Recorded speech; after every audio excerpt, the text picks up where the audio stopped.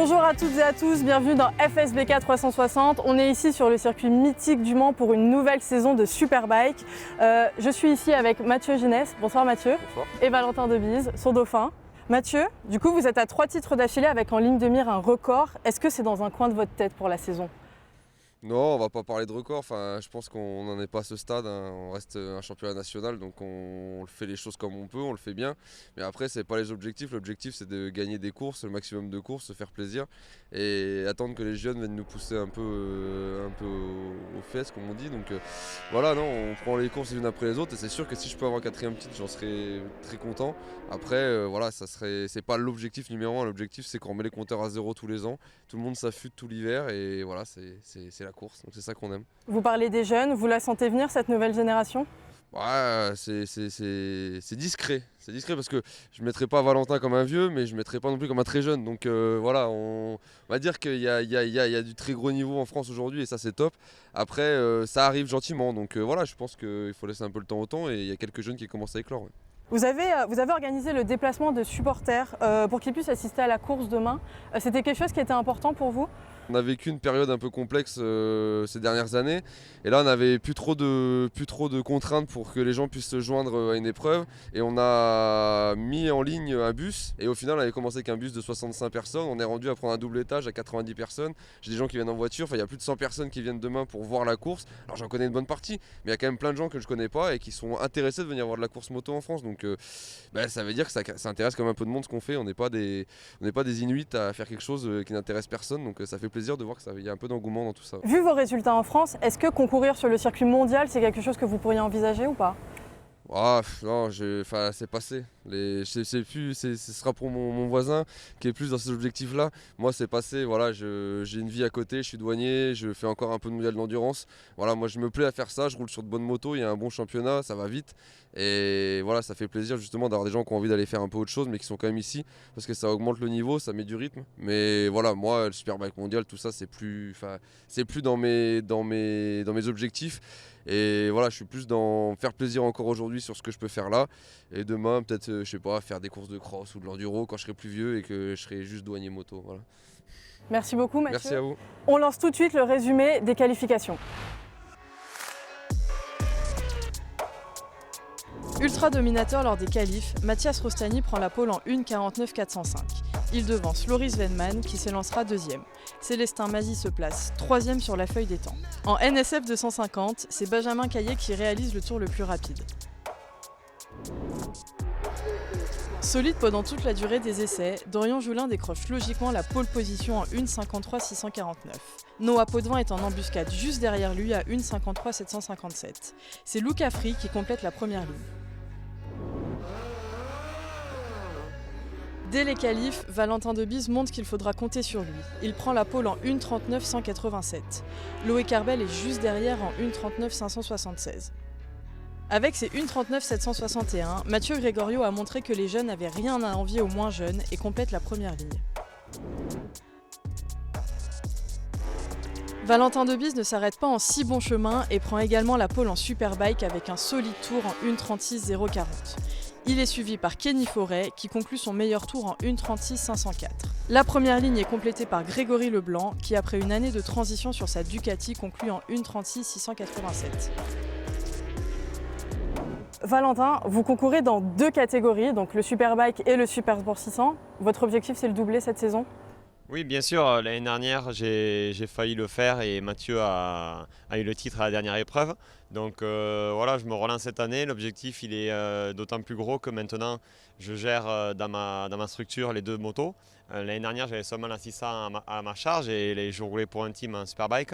Et là, maintenant, du coup, j'ai tout regroupé dans mon équipe. C'est super parce qu'au moins, je peux vraiment gérer tous les points de la préparation de la moto, aux pièces que je mets dessus, à mes partenaires techniques. Et c'est un gros challenge, mais pour le moment, ça se passe bien. On est encore en train de progresser sur le matériel et aussi de former une bonne entente, une bonne cohésion avec tous les membres de l'équipe. Donc voilà, donc c'est super d'avoir pu arriver ici près et être performant. Et quelles difficultés vous rencontrez à passer d'une catégorie à l'autre ? Bon, maintenant ça y est, je commence à m'habituer. L'année dernière, c'est vrai que des fois, je me ratais complet sur les zones de freinage et tout, mais là maintenant, je suis un peu plus calé. Ça devient plus naturel de changer de moto. Mais surtout, ce qui est important, en fait, c'est que je me sente bien sur les motos, que les motos soient bien réglées et qu'elles me conviennent. Si elles ne me conviennent pas, je sais que si c'est l'une ou l'autre, je vais avoir du mal à me mettre dedans. Vraiment, c'est l'aisance que je peux avoir avec les motos qui fait la différence. Ce circuit du Mans vous a particulièrement bien réussi l'année dernière et vous a bien réussi cet après-midi. Comment vous l'expliquez? J'en sais rien parce qu'en plus, j'aime pas trop. Donc, Pourquoi? je sais pas, le flow il me plaît pas trop, mais en fait je pense que mon style de pilotage doit bien correspondre à ce circuit. Donc chaque année je m'en sors bien et bon, je suis content, hein. Moi tant que ça va vite, ça me va. L'année dernière, vous aviez décroché une wildcard pour le mondial de Super Sport 600. Est-ce que c'est aussi un objectif cette saison? Carrément, c'est pour ça que je veux faire le 600. Le 1000 parce que voilà, c'est la catégorie où il faut être, c'est les grosses motos, c'est plaisant à rouler. Et la 600, ça me plaît aussi, mais l'objectif c'est, comme disait Mathieu, moi l'objectif c'est toujours le mondial. Donc la 600 c'est pour viser cette wildcard. Reprendre une chance, une opportunité de se montrer de nouveau lors de la wildcard et pourquoi pas refaire du mondial l'année prochaine. Donc voilà, l'objectif de cette double catégorie, c'est en grosse partie pour cette wildcard. Merci beaucoup Valentin Debise. Le Mans, c'est aussi le lieu des 24 heures moto. Donc retrouvez tout de suite notre sujet sur les pilotes qui le préparent.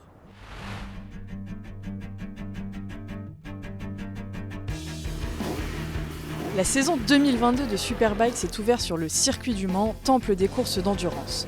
Certains pilotes se sont engagés sur les 24 heures moto qui se courront les 16 et 17 avril prochains. C'est une course mythique quand même, c'est une course où quand on est devant, il y a quand même une gloire, il y a quand même quelque chose, c'est une satisfaction personnelle. Les 24 heures du Mans pour moi c'est vraiment un plus et puis c'est un rêve de toujours par rapport à un bol ou autre chose, les 24 heures c'est vraiment spécial. C'est le cas de Mélodie Coignard, engagée dans l'équipe senior motosport Team Mont-Blanc, et d'Alan Tescher, engagé lui dans la Tati Team Béragé-Racing. Cette course, véritable épreuve physique, se prépare des mois à l'avance. Physiquement, honnêtement, on fait beaucoup de cardio. Après, sur la moto, moi j'ai la chance de faire le championnat de France Superbike. Donc du coup, ça me permet d'être sur une moto, de rouler, aller chez la performance. Le fait de faire le FSBK au Mans, ça permet de se mettre dans le rythme, de voir un petit peu aussi le niveau qu'on a pu garder entre guillemets par rapport à l'hiver, hein, parce que l'hiver a été long. Je fais beaucoup de sport, c'est pas une contrainte. Après, c'est vrai que pour les 24 heures, il faut mettre les bouchées doubles. Beaucoup d'endurance, il faut bien se reposer avant et il faut bien travailler la condition générale. L'endurance, c'est quand même lié performance et aussi la longévité. Parce que le but, c'est quand même d'arriver au bout de 24 heures. Et un bon pilote de FSBK, là où il est bien, c'est qu'il a la rapidité. Tout ce qu'il faut, c'est qu'il ait l'entourage pour le cadrer et se mettre cette petite marche de sécurité qui lui permettra d'être rapide mais d'être fiable. Ce qui va être dur, c'est s'il y a des pépins techniques. Où là, d'une fois, ce qui est dur, c'est quand il n'y a plus d'enjeu en fait et il faut finir la course, c'est hyper compliqué parce qu'il faut trouver la motivation, il faut trouver toutes ces choses-là et c'est compliqué, quoi. Je pense qu'on ne sera jamais vraiment prêt psychologiquement, il faut être le plus zen possible. En fait, on dit toujours 3 phrases. Alors, en toute honnêteté, je pense que tous les pilotes se disent, le week-end il va être long, qu'est-ce que je fais là? Et pour moi, c'est plus jamais.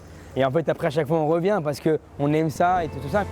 Les 24 heures s'abordent de différentes manières avec des objectifs propres à chacun, mais le but commun est de rallier l'arrivée. Il faut être concentré, mais il faut aussi le prendre à la cool et se faire plaisir. On n'a pas les mêmes objectifs que ceux qui partent en tête. Là, ça va être de ne pas casser de matériel, de se faire un maximum plaisir, de faire des beaux chronos et de finir la course surtout. On reste un team privé, on n'est pas un team factory. Donc si là, il n'y a pas de fait de course, je pense qu'on peut être dans les 5-3, objectivement. Après, de la victoire, ça serait peut-être un peu gros.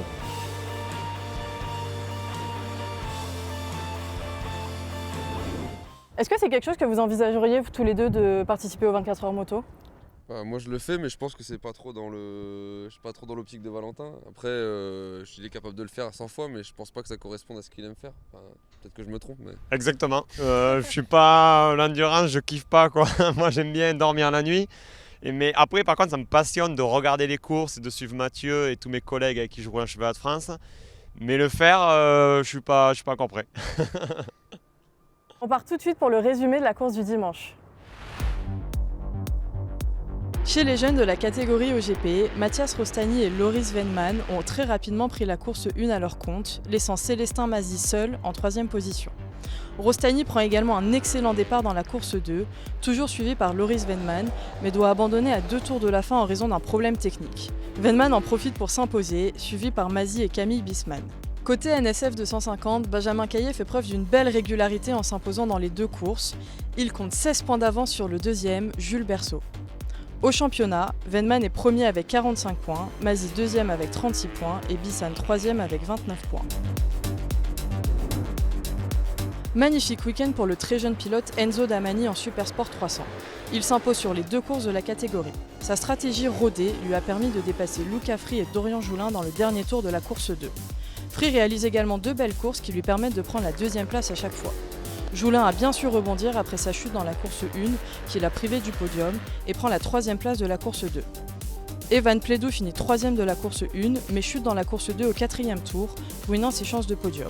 Au championnat, Damani prend la tête avec 51 points, suivi par Fri et ses 40 points. David Dacosta, 4e et 5e, complète le podium avec 25 points. En sidecar, malgré un bon départ dans la course 1, le duo Harry Payne et Mark Wilde est rapidement rattrapé par Tim Reeves et Kevin Rousseau, qui prennent la première place et ne la lâcheront plus. Le binôme remporte les 2 courses. Ils sont suivis par Ted et Vincent Peugeot, puis Jean Périlla et Thibaut Cotchamp. Le podium est le même pour la course 2. En F200, le binôme Steven Palaker-Marjorie Siscucci remporte les 2 courses. Au championnat, le duo Reeves-Rousseau est premier avec 51 points, ils sont suivis par Ted et Vincent Peugeot avec 41 points, et le binôme Périlla-Cotchamp est 3e avec 32 points.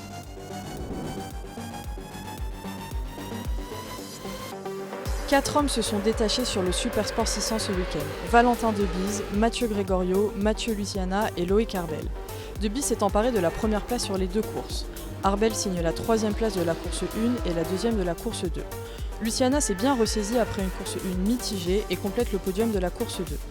A noter, le beau week-end du challenger Gregorio qui a mené la vie dure à Debise. Il termine 2e de la course 1 et 4e de la course 2. Au classement général, Debise cumule 51 points, Arbel 36 et Gregorio 33. La bataille a été rude entre Valentin Debise et Mathieu Ginès. C'est l'Albigeois qui s'est imposé à chaque fois malgré un départ raté en course 2, laissant le champion de France en titre prendre la 2e place. Kenny Forêt complète le podium sur les 2 courses. Alan Tescher, qui découvrait une nouvelle machine ce week-end, réalise une bonne 2e course et termine 4e. En challenger, Martin Renaudin, qui ne cache pas vouloir remporter le championnat, s'est imposé sur les 2 courses. Au classement général, Debise est premier avec 51 points, Ginès 2e avec 40 points et Forêt 3e avec 33 points.